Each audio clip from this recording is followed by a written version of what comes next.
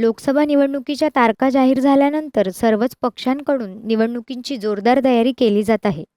सत्ताधारी आणि विरोधी पक्षांकडून अनेक आरोप-प्रत्यारोप सुरू आहेत.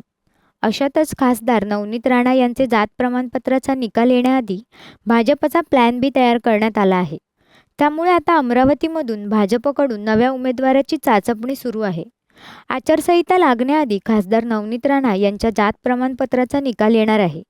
त्यांचा हा निकाल 1 एप्रिलला येण्याची शक्यता आहे. नवनीत राणा यांच्या बनावट जात प्रमाणपत्र प्रकरणी निकाल आल्यानंतर त्यांच्या गळ्यात उमेदवारीची माळ पडण्याची शक्यता आहे. त्यामुळे नवनीत राणा यांच्या निकालाकडे अवघ्या राज्याचे लक्ष लागले आहे. नवनीत राणा यांच्यावर करण्यात आलेल्या आरोपानुसार अमरावती लोकसभा मतदारसंघ हा अनुसूचित जातींसाठी राखीव ठेवण्यात आला आहे. या मतदारसंघातून निवडणूक लढण्यासाठी नवनीत राणा यांनी बनावट कागदपत्रांच्या आधारे अनुसूचित जातीचा दाखला मुंबई उपनगर जिल्हाधिकाऱ्यांकडून बनवून घेतल्याचा आरोप शिवसेनेचे माजी खासदार आनंदराव अडसूळ यांनी 2017 मध्ये केला होता. त्यांनी याविरोधात मुंबई उच्च न्यायालयात रिट याचिका दाखल केली होती. त्यानंतर नवनीत राणा यांना 2 लाख रुपयांचा दंड ठोठावण्यात आला. उच्च न्यायालयाच्या निर्णयाला आव्हान देणारी याचिका नवनीत राणा यांनी दाखल केली होती.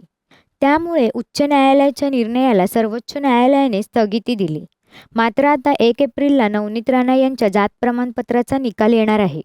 नवनीत राणा यांच्या विरोधात निकाल लागला तर भाजपकडून प्लॅन बी देखील तयार आहे. नवनीत राणांच्या ऐवजी अमरावतीमधील प्रसिद्ध उद्योजिका कल्पना सरोज यांच्या नावाचा विचार केला जाणार आहे. त्या मूळच्या अकोला जिल्ह्यातील आहेत.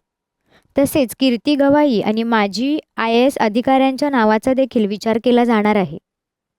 News bureau Suruchi Kadam, time Maharashtra.